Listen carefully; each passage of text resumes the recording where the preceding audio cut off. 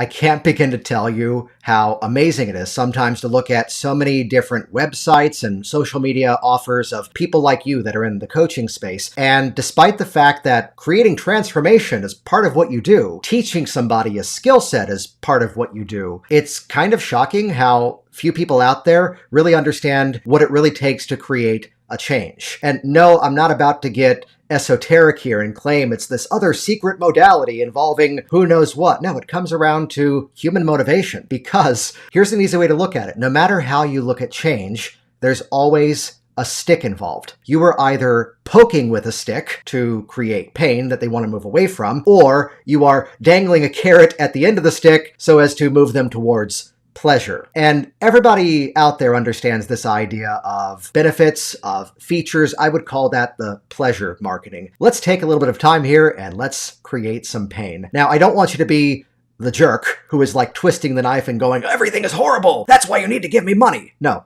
Don't do that. And if you're already doing that, stop it. Instead, here's a simple, painless way to create pain. That's a very interesting sentence to say out loud. All it requires is to become very clear what your big promise is to your audience. Let's say it's to help people become more physically fit. All you have to do is throw a tagline at the end of this and begin it with the word without. Help you to become more physically fit without spending hours and hours at the gym. Another example for another space. Help you to fix your credit without debt consolidation loans or signing up for a new credit card. So take a moment, and as much as you're aware of what your audience wants, become aware of what they don't want. That becomes your without.